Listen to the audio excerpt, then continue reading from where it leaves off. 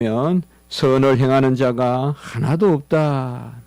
그러니까 제가 말씀을 조금 저번에 시편 14편 할 때는 구절대로 그렇게 제가 설교를 했었는데요. 여기서는 조금 제가 좀 논리적으로 오늘은 그렇게 좀 살펴봤습니다. 그래서 어리석은 자는 하나님을 멀리하고 물러가 자기 자신을 붙들고, 이런 사람이 누구냐? 결과적으로 선을 행하는 자가 하나도 없다.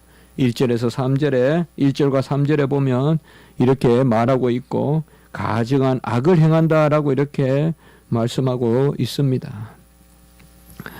선이라는 것은 다른 것이 아닙니다.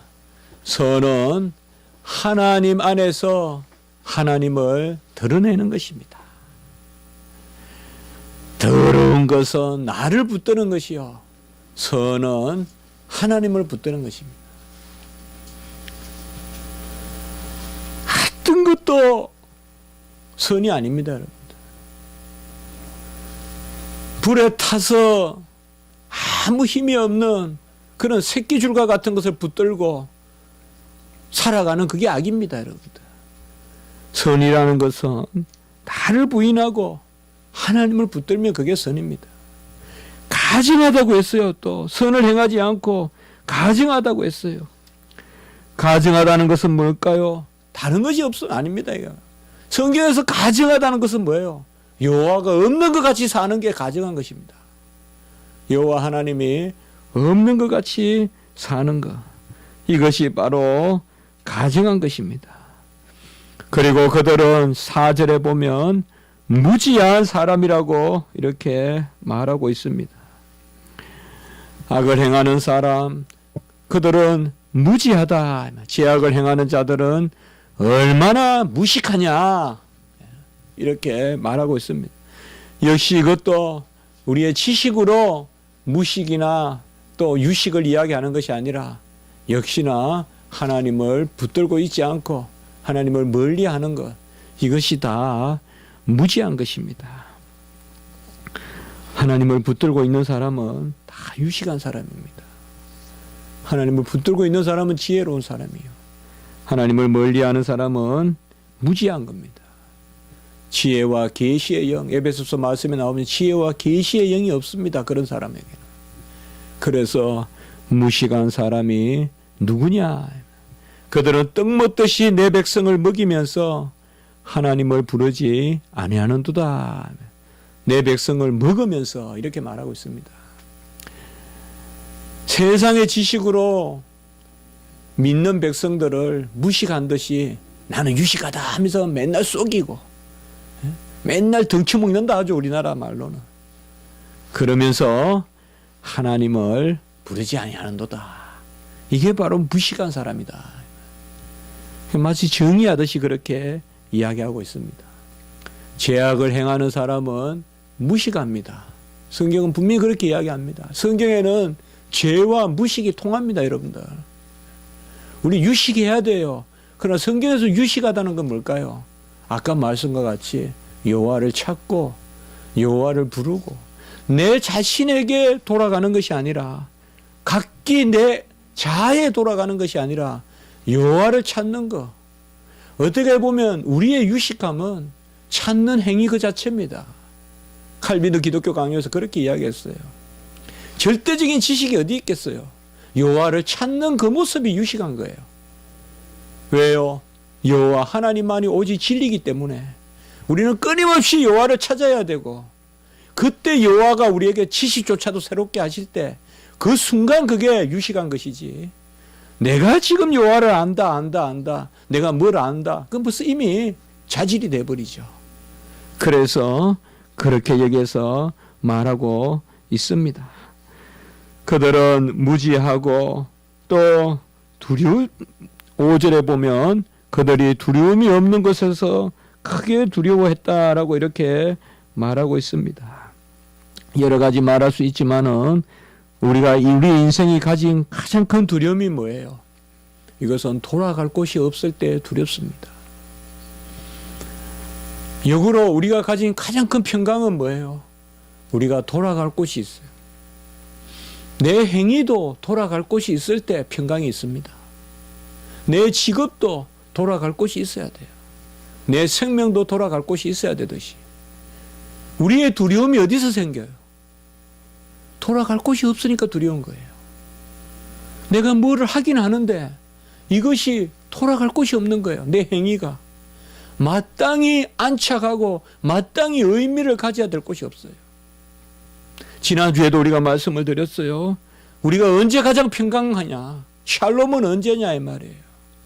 내 자신과 내 행위를 하나님이 받아주신다고 여길 때 평강이 있는 거예요. 어쨌든 부족한 나의 삶도 하나님이 받는다고 믿을 때 평강이 있는 거예요. 부족한 내 행위도 하나님이 받아주신다고 할 때 정말 하나님은 낮아지시고 비우심으로 우리를 받아주거든요. 완전하신 하나님이 우리를 왜 받으세요? 스스로 완전하신데 자기를 비우심으로 받아주시거든요.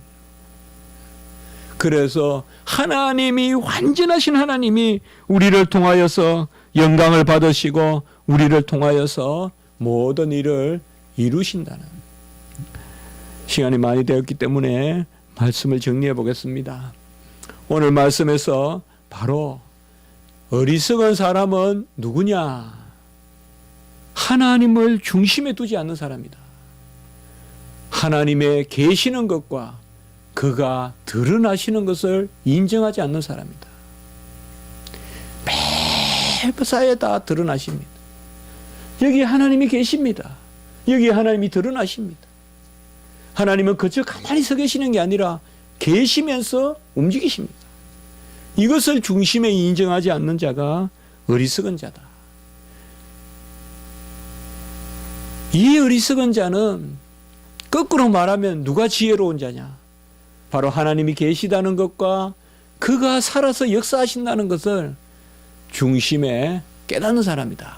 바로 그가 지각이 있는 사람이다. 영적인 지각을 가진 사람이다. 그래서 식물이 빛을 향하여 자라가듯이 하나님을 찾는 사람, 그 사람이 바로 지혜로운 사람이다. 여러분, 우리는 귀한 하나님의 말씀을 받았습니다. 어떤 일이든 우리를 내려놓아야 됩니다. 우리는 간혹 나 자신을 잊어버려야 됩니다. 내 자신이 없는 같이 살아야 됩니다. 내 자신이 없는 같이 살아야 돼요. 나는 없고 내 자신이 없는 것 같이 살아야 돼요. 판단도 없고 생각도 없고 주관도 없고 주장도 없고 과거도 없고 다 내 자신이 없는 것 같이 살아야 돼요. 내 형제도 없고 아비도 없고 지금 아내가 없는 자 같이 살아야 돼. 주님께서 말씀하셨듯이 지금 아내가 없는 자 같이 사는 사람이 복되다고 했어요. 없는 자 같이 살아야 돼. 오직 여호와만 계시고 여호와만 바라보고 그런 은혜를 내가 가질 수가 없어요. 나는 스스로 자라갈 수 없어요. 그러나 하나님이 우리에게 하나님 자녀 삼아 주셔서 가만히 놔두면 우리는 여호와를 찾게 돼 있어요. 그래서 우리는 지혜로운 사람인데 내가 지혜로운 것이 아니라 여호와가 우리를 지혜롭게 하셨어. 오늘 6절에 보면 야곱을 이스라엘로 만들어 주셔서